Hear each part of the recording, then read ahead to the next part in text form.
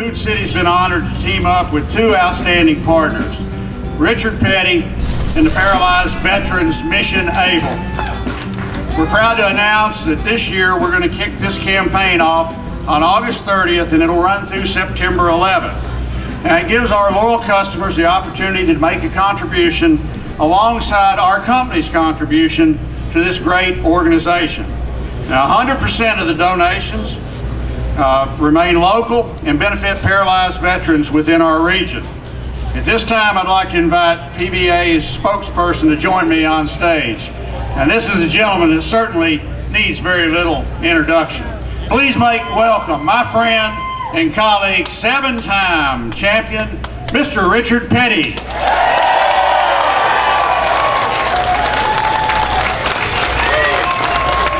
And also, I'd like to make welcome Sean Haggard, who is a veteran, has been helped by the PVA.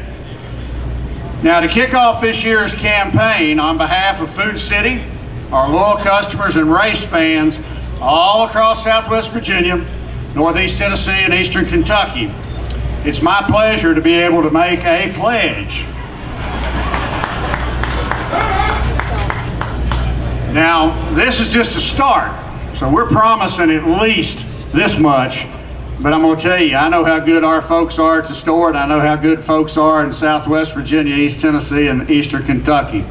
This is a starter, $25,000 to the PVA. As most of you know, I've been with the Paralyzed Veterans of America for the last 6 to 8 years. You know, it's an organization that depends on people giving money to do it. It's not a government operation. So, you know, we go all over the country trying to help the guys. You see them all in the wheelchairs, doing all this stuff. And, you know, they went out to protect us, and they've come back, and they've not been able to be 100%. So it's up to us as people saying thank you for what they've sacrificed and what they've done. Like these Medal of Honor winners back here. Without those kind of people, we wouldn't be here in the middle of the street. We'd probably have to be defending ourselves. You know, no matter what we do, they have to protect us. They do protect us, whether there's a war or not. So this is one of our ways of saying thank you for all these guys, for all the stuff that they've sacrificed and what they've had to go through. And I want to introduce one of my major sponsors, Smithfield, Dennis Pittman. He has a few words for you. Thank you, Richard. You know, I think the big theme here is partnerships. We've been in a partnership with Steve and Food City as long as I can remember. We've been in a partnership with Richard Petty Motorsports now for 3 years. We're going to be with him another 3 years running the number 43 car with Eric Almirola.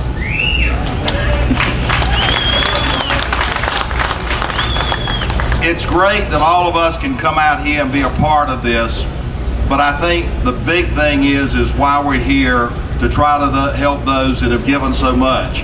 And Steve, I want to add to your donation tonight. We've got another check for you. Here it is, Tim. Another $10,000 going to the paralyzed veterans from Smithfield. Thank you all for your loyal business. Thank you. Well, while we're honoring folks today, let me tell you, I have a real treat here to introduce this next gentleman that's going to join us up here on the stage. Tonight we're proud to honor one of our own, U.S. Army veteran and Paralympic alpine skier, Heath Calhoun. You see, Heath is a retired Army Staff Sergeant, and Heath has gone from the battlefield to the ski slopes, all in the name of representing our country. First in the military, and now as an athlete. You see, Keith is our own.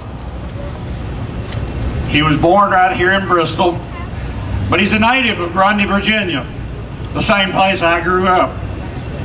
While deployed in Iraq, he served as a squad leader for the 101st Airborne Division.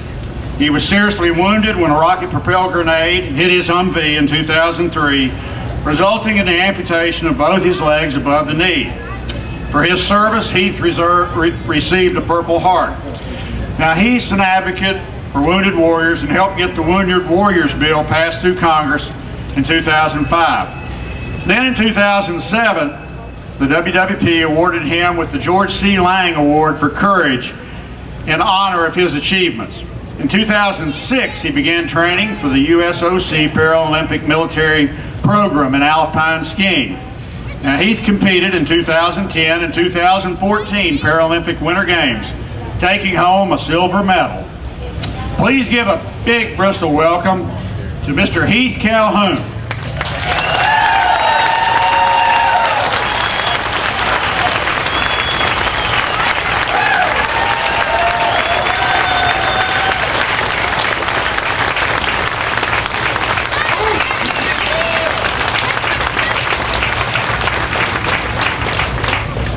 Now, we're proud to honor him tonight with a donation of $1,000 in honor to benefit the Kids of Heroes Adventures Camp for $1,000. But I also got to say that he's got one other duty this week that he's got to take care of, and it's probably the best job in the house. Come tomorrow night for the Food City 300. This gentleman right here is going to wave the green flag, and he's going to get those cars rolling. Heath Calhoun, ladies and gentlemen.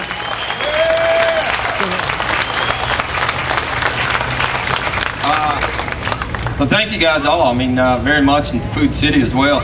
I'm just happy to be back in Bristol. Got a family here, and so it's always good to get back home, you know. And I can't say enough about what Food City's doing for the Kids of our Heroes. You know, something that speaks volumes to me, being wounded, and they take care of the kids of our wounded service members and also those that family members were killed in combat. So it speaks a lot to my heart, and I just want to say thank you again to Food City, and thanks all you guys.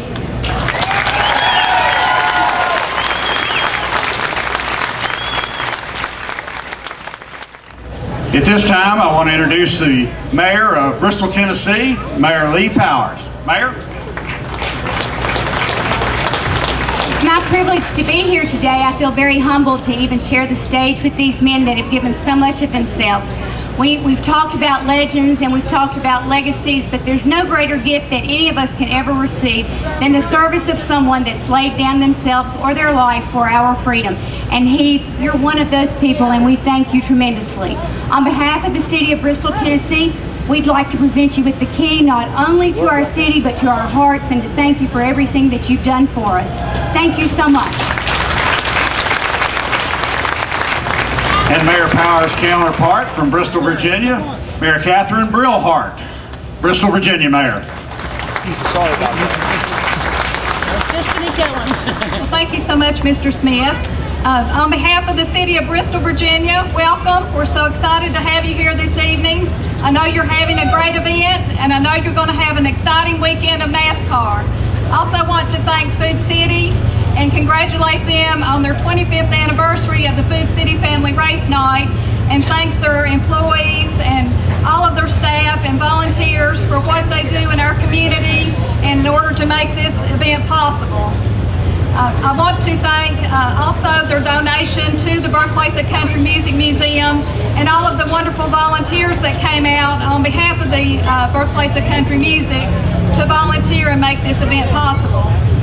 And I want to recognize Heath Calhoun for his sacrifice and service in the United States Army and for living life to the fullest each and every day.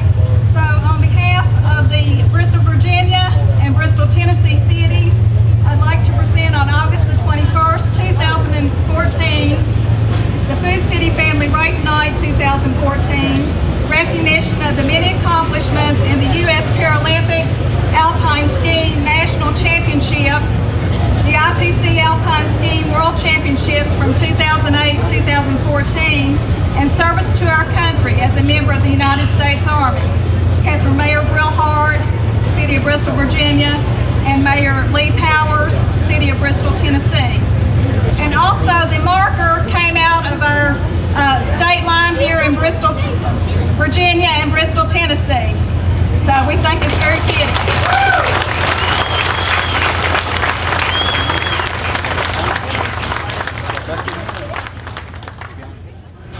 So our next guest we want to bring up is the General Manager of WCYB, and he's also the sponsor of tonight's Medal of Honor celebration. I'd like to bring to the stage Mr. Jack Dempsey.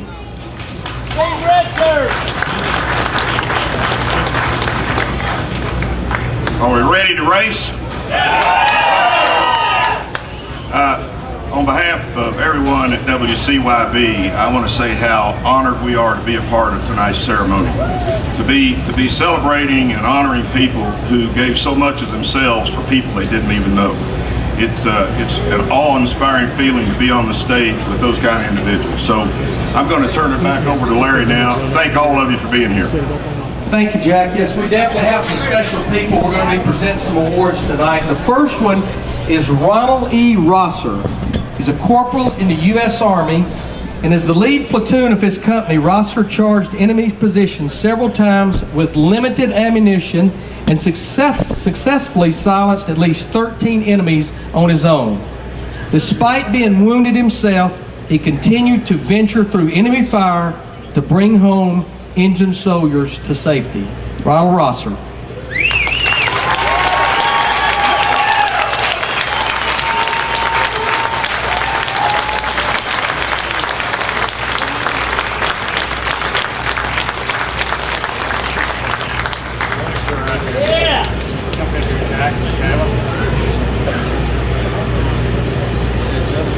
Ladies and gentlemen, I'm honored to be here. Actually, this will be my second trip to Bristol. My first trip was in 1948. My company from the 82nd Airborne Division came here and paraded down the middle of the street. I happened to be walking on the Virginia side, and the guy beside of me was walking on the Tennessee side. And so this is my second time here, and I'm honored to be here. Like history for me. And I enjoy seeing all you good folks here, you race fans here. I'm one myself, folks.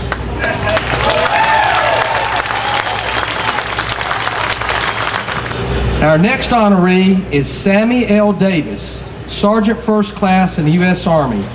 Sergeant Davis and his men came under fire from Viet Congs just 25 meters away. Davis valiantly provided covering fire for his crew when an enemy rifle round hit their artillery piece, throwing Davis into a foxhole. Davis bravely returned the gun and continued firing under intense enemy exposure and heavy fire.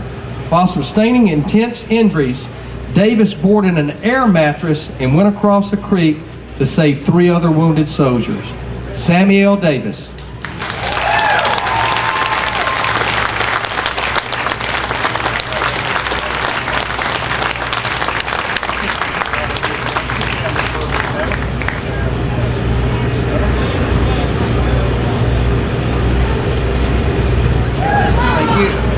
Flat Rock, who's, wow, people from home, all right.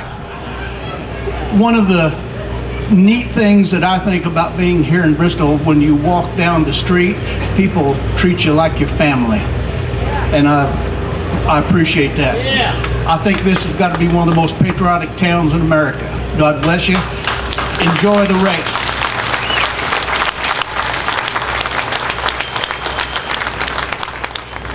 Now we have one more, but I do want to mention that we had actually 5 total. Walter Morm Jr., Second Lieutenant in the U.S. Army, as well as Mr. Harold Fritz, First Lieutenant in the U.S. Army. Their flights were actually canceled, but all 5 of these gentlemen will be Grand Marshals tomorrow night for the Food City Nationwide Series race. So our final actual recipient tonight up here on the stage is Mr. James Allen Taylor, a First Lieutenant in the U.S. Army. Captain Taylor valiantly risked his life advancing through heavy enemy fire to rescue gravely injured men from 2 separate burning vehicles just minutes before they exploded. While he was painfully injured himself, Taylor successfully returned the men to safety for medical attention. Lieutenant James Allen Taylor.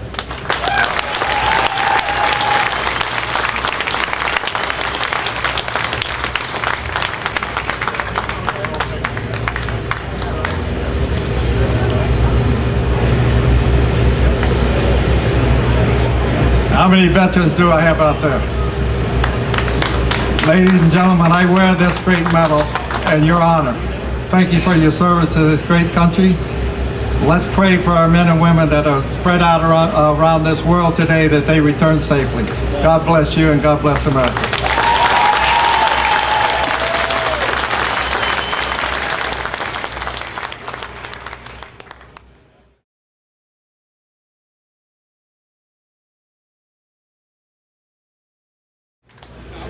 Steve, this next presentation's to a guy I'm shocked he had time to come up here. He's been a little busy lately, sitting on poles and winning races.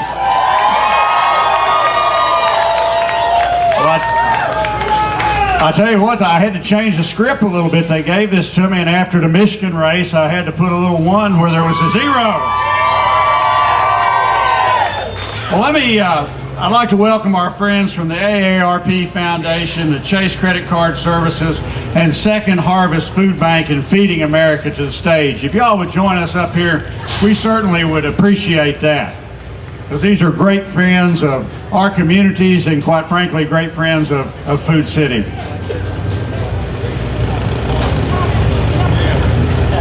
Now, joining with them is a man that needs really no introduction. He's a 4-time NASCAR Cup Series champion, 4 times Daytona 500 winner, 5-time Brickyard 400 winner, and 4-time Food City 500 winner. And the list goes on and on and on. His combined determination, hard work, and decades of experience have achieved an unparalleled roster of victories, boasting 91 career NASCAR Cup victories and 3rd on the all-time list. Please give a big Bristol welcome to Jeff Gordon, driver of the AARP Drive in Hunger Chevrolet. Jeff.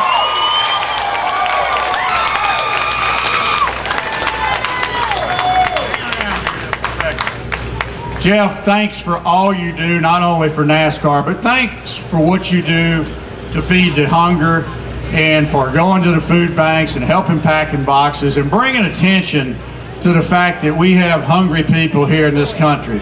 And with a country as great as ours, nobody should go to bed with a hungry tummy.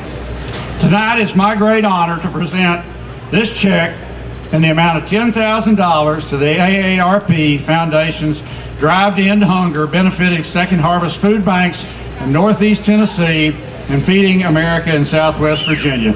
Thank you, folks, for the work you do every day to feed our hungry folks. Thank you.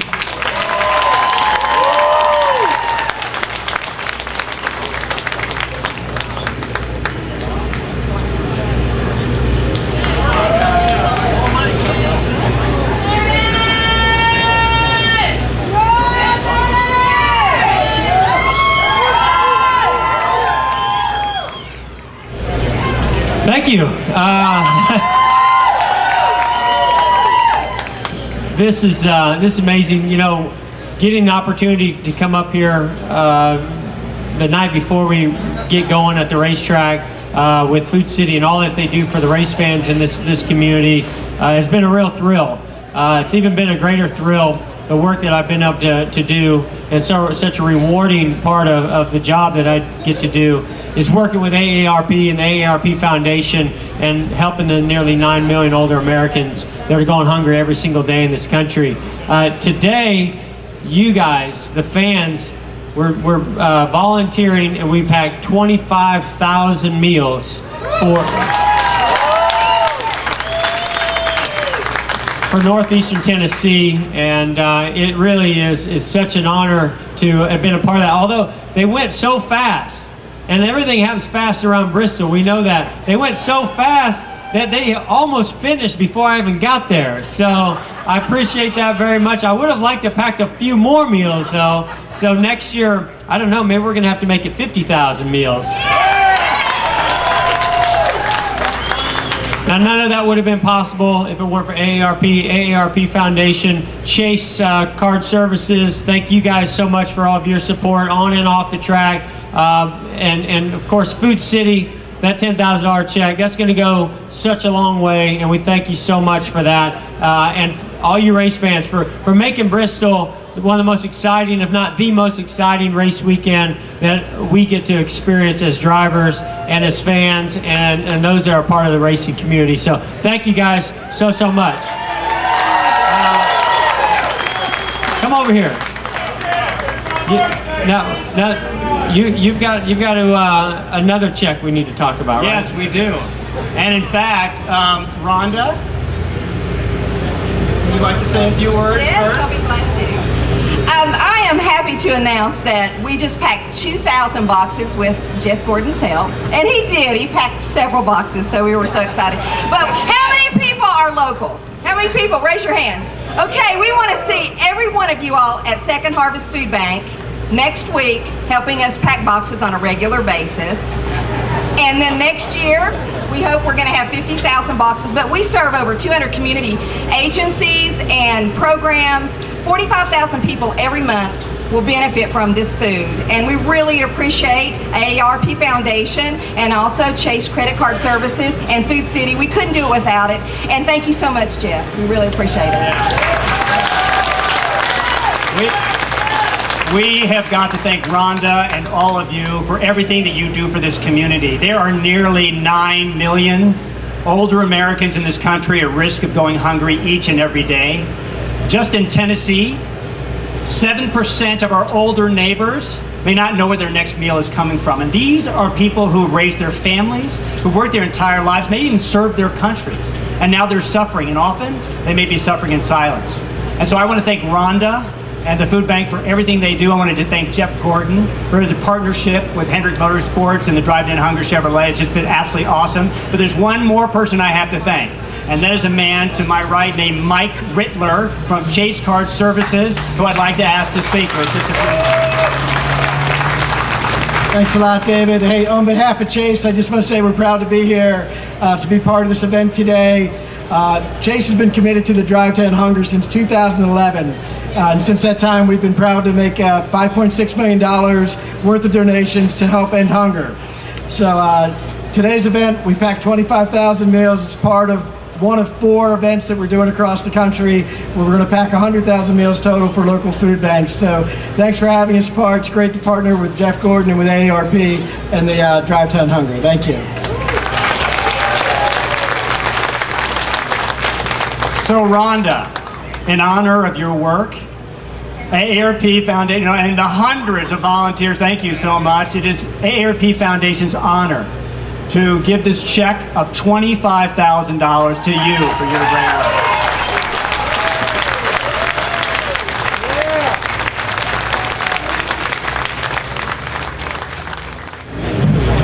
How about that? That's some nice stuff there, huh? All right. Jeff's going to stick around. Him and I are going to talk a little bit about a few things. He's been a little busy this year, and he's been enjoying quite a bit of success. I am a little nervous right now, though. I want you to stand right here. Don't you get behind me, because I've been hearing about this ice bucket challenge, and I just don't have a good feeling about that ice bucket over there. Does this one work here too? I gotta have my own mic. Me and Larry like to talk, so we need our own. Yeah, you know what? I had the opportunity to dump a bucket of ice on a gentleman yesterday, and it's not as easy as you think it is when you're getting ready to dump a really large amount of ice and cold water on somebody's head. Even in this hot of weather. I mean, when we did the Pepsi commercial and I had the guy in the taxi cab, I felt bad about that. For just a little bit. But I gotta admit, I feel bad dumping ice on anybody, so I would never do that to you, Larry. Not without asking you first. Just so I can pull my wallet and my cell phone out. But you know what? If you don't let me introduce this next guest, you and I both are going to get buckets of ice poured on us. Understood. We better put that on hold for just a minute. You know, I'm sure Jeff would agree. We all are creatures of habit. We don't like change.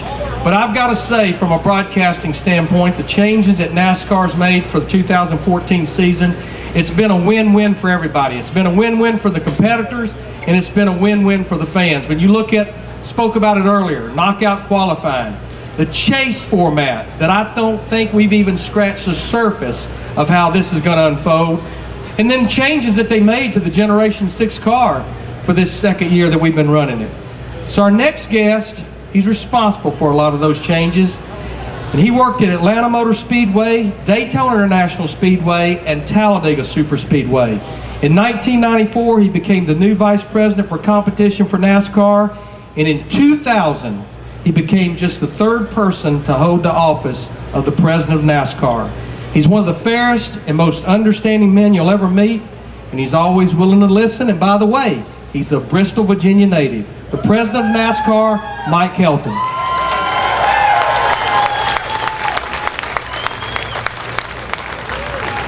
Thank you, Larry. I don't know of a better place to be standing in the middle of State Street with tens of thousands of NASCAR fans, honoring folks like Heath and the Medal of Honor winners, getting to hang out with Jeff Gordon and Richard Petty and see what they do off the racetrack, which to us is we're as proud of that and as impressed with it as what they end up doing on the racetrack. And being in Bristol, this is home, which when we get to come back to Bristol, it's a personal favorite of mine because it is home, but it's also an opportunity, particularly on nights like tonight, to be reminded of why you're a NASCAR fan. So thank you, NASCAR fans, for supporting NASCAR, supporting Bristol, and just supporting drivers like Jeff and Richard and all the others who may be your favorite out there, but just pull for somebody, and thanks for being a part of tonight. I do also want to quickly thank the community in general, Bristol, Virginia, Bristol, Tennessee, the Sullivan County, Washington County, the Herald Courier, the media outlets, but particularly Steve Smith and his family, who've been such an integral part of building the heritage of NASCAR in Southwest Virginia, East Tennessee for so many years. And it's always a delight to share moments with Steve and his family. Then the other Smith family that Jerry Caldwell works, that has done so much with the track here in Bristol. We couldn't be more proud of the races we get to be here. But hope you enjoy the weekend. Jeff, Richard, congratulations and thank you for the things that you do to make so many other families and their lives better. But thank all of you race fans for being race fans, and we love you. And thanks, and hope you enjoy the weekend.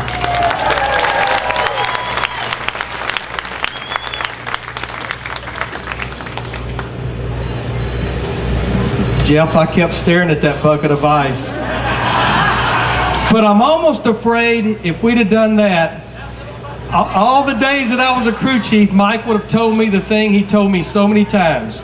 You need the sport a whole lot more than the sport needs you. So come on up here, Jeff. Let's chat a little bit. So sometimes as a broadcaster, I can be the master of the obvious. 2014, 2 consecutive poles at a road course at Michigan, 3 wins, 16 top 10s. I know you're proud of this next one. No DNFs, only 3 finishes outside the top 15, and that had nothing to do with performance, just circumstances. Yeah, thank you, Larry. Appreciate it. What a season we're having with this Drive to Hunger AARP Chevy 24 team. I'm so proud of them. I mean, I don't know who to start thanking for the success we're having. You talked about the changes Mike made to the schedule, or to the chase, to the format, to the race cars. Whether it's the race team or the race cars, I'm just happy. Things are good. The race cars have just been so amazing for us this year, and it is a lot of hard work and commitment from Alan Gustafson and his group. They've just been giving me awesome race cars, and I'm just having the time of my life. Who knew that 20 plus years after we started, and some of the down years that we've had, that we'd be able to be this strong at this point, and I'm just so fired up and motivated by that I can't wait to get to the next racetrack. Doesn't matter where it is, I just can't wait to get there, and I hope we can just keep this momentum going. Well, the next racetrack happens to be the little short track down the road, making your 44th start at Bristol Motor Speedway. 5 wins, 5 poles, 24 top 10s. How about this one?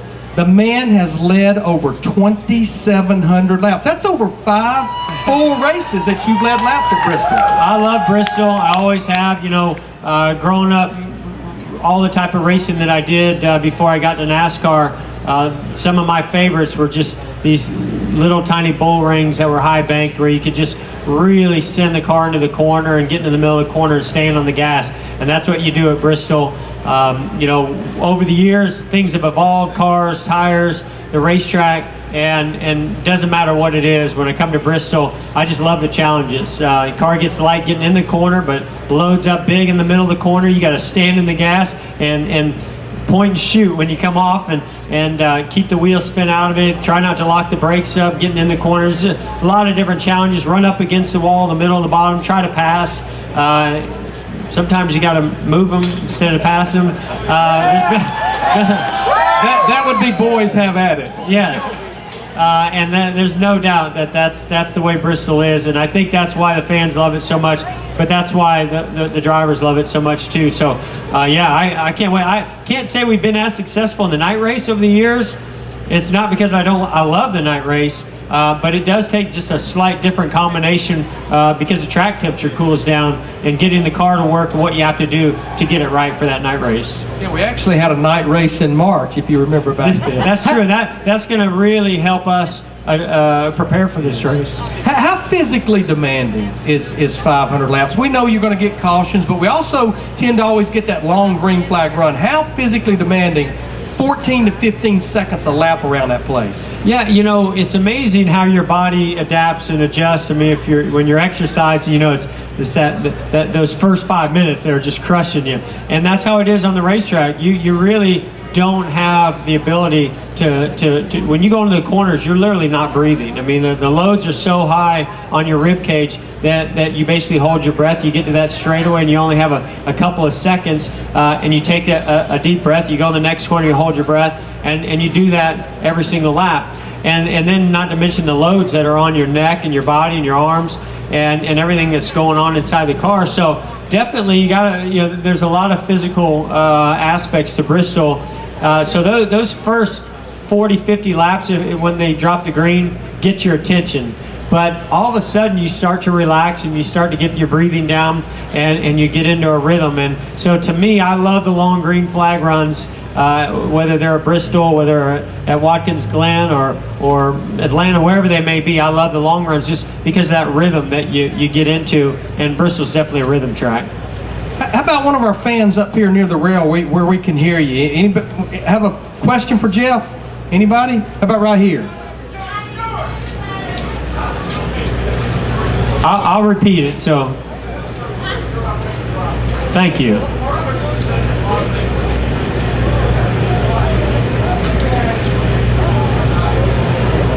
So the question was about, I mentioned all the different things that have contributed to our success this year. If I had to pick one, what would it be? If I had to pick one, which I don't like picking one, I'll be honest, I would say Alan Gustafson. I just think that this guy is such a talented crew chief.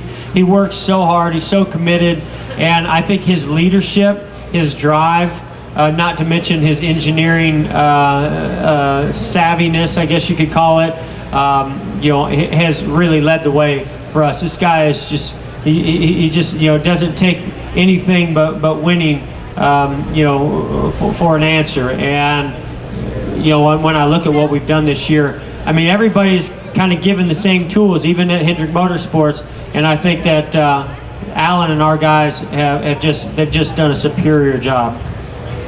Yeah, I watch a lot of driver crew chief combinations, and what I'm saying right now is those two, Jeff and Alan, they're clicking about as good as anybody in the garage here right now.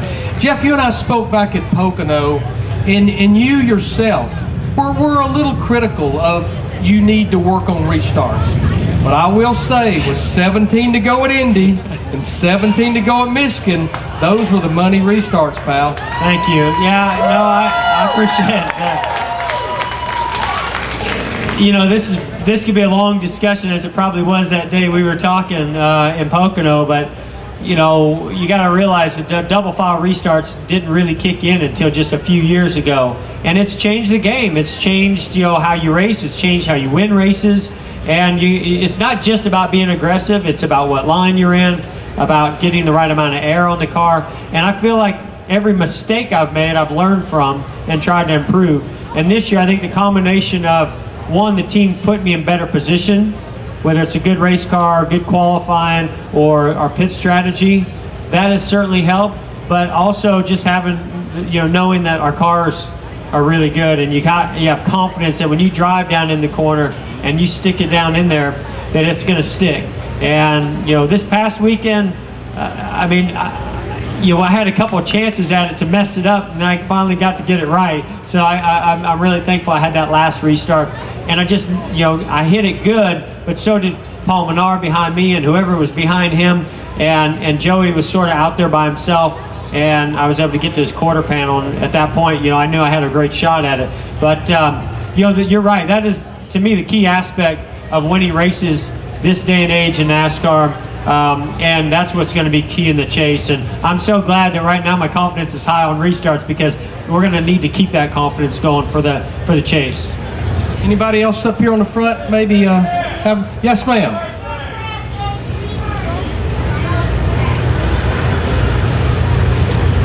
Of course, I think I can win Saturday.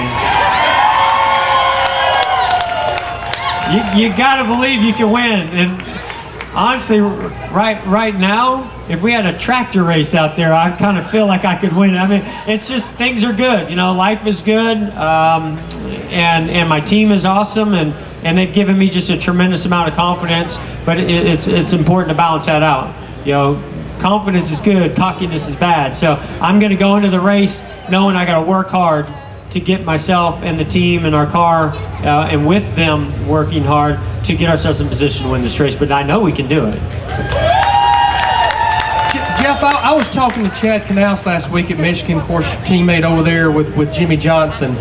Is it to a point with this new chase format? I know you have 3 more opportunities to win races before the chase, but are you just ready to get this chase started where we can see what it's going to be like?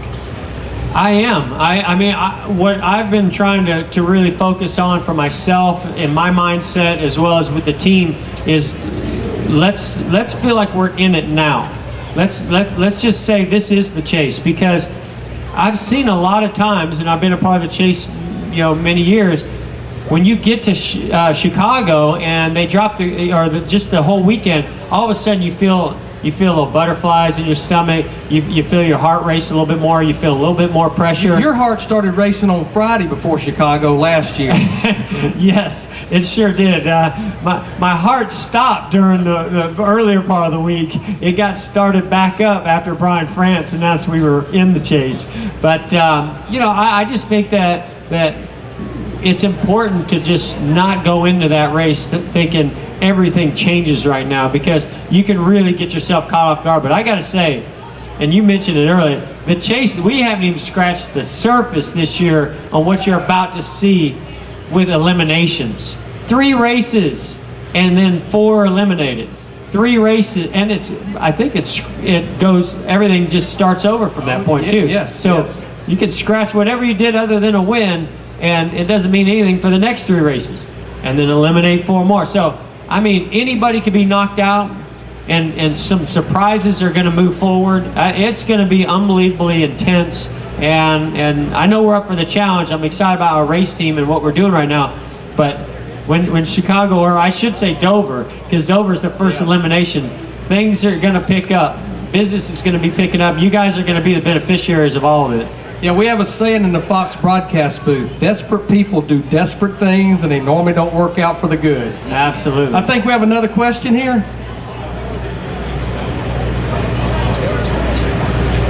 What is it like to work for Hendrick Motorsports? I've been fortunate never to have to work for anybody else, so I would say it's pretty good. We're very fortunate. I wish everybody could spend time with Rick Hendrick. He's the guy that started this organization, and I believe the reason why the culture is the way that it is at Hendrick Motorsports, which has led to a lot of our success. He's just such a quality person, and he cares about the people, but he's very competitive too. He likes to win, and he doesn't like to lose. But when you have somebody that believes in you, that knows how to put people together, he knows personalities really well, and he knows how to give you the tools to go out and do your job well. As a race car driver, somebody who works for any organization, whether it be racing or any job, there's just nothing better. So I'm very fortunate. I've been there throughout my whole Cup career. Jeff, she brings up a great point. 2014, 1 win by the Hendrick Motorsports camp in the first 10 races. That was a big win, Junior and Daytona in the 500. But when you won Kansas, That set off 8 wins in the next 13 races. So obviously business has picked up in the Hendrick camp. It has. You know, I look at California. I felt like me and Jimmy were really the cars to beat that day, and he had some tire issues, and then brought out, you know, later that brought out the caution. So we didn't win that race. So I think it could have started, more of a run could have started maybe a little bit earlier. And then Jimmy really started his streak, and I don't know, the whole organization just kind of went on fire. Of course, Junior's been on fire all year long ever since Daytona. So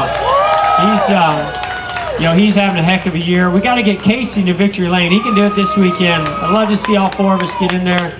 But I think that this is a type of organization that no matter what's happening, good or bad, we just have a way of really solving problems and getting better as the year progresses. And we know that our competition is fierce, and that we got to keep pushing hard. And I mean, I was walking around there the other day on Tuesday after my meeting, and did you ring the bell? Was that to ring the bell this week? We're gonna ring. We're testing at Martinsville next week, and then we're gonna ring the bell after that. They ring a bell every time they win. Every member in the shop comes by and rings it. Yeah, we have a tradition. It wasn't started by us. I think it was maybe started in college football, and I don't know the exact team, but Marshall Carlson, our president, he started this tradition. So now every time we win, the driver goes to the shop. We have a bell, and every member in that whole complex rings that bell. We give them some little cool trinkets and things that are momentous from the win.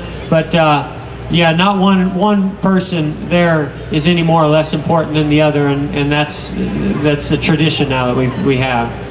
I don't want to get away from racing, but I'm going to step away from NASCAR just for a second. Your 6-year-old daughter, Ella. Now 7.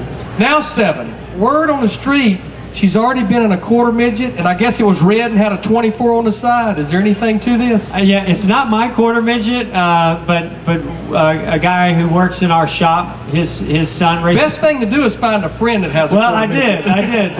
Luckily, I haven't had to make the purchase yet. And the interesting thing is that, we've not raced. We went once. It went really well. We went a second time. She hit the wall. It didn't go so well. Mom was like, okay, that was really fun right up until then. But Ella's been asking about it, so we're going to do some more of it, possibly even next week.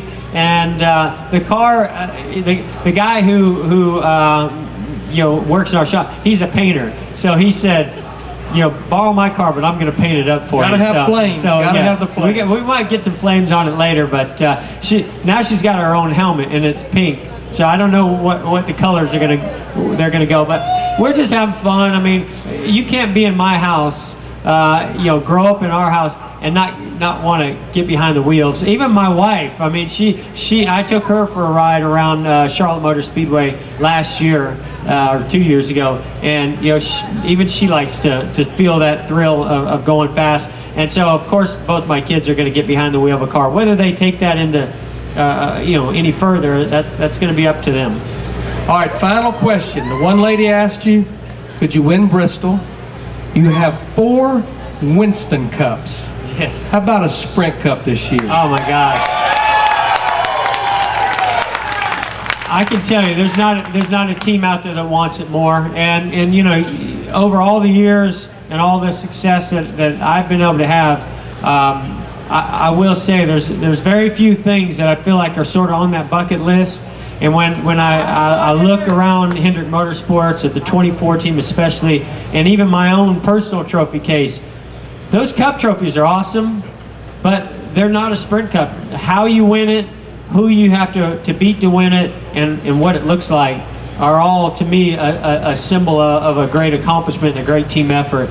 And this team, they can get it done this year. I hope we pull it off.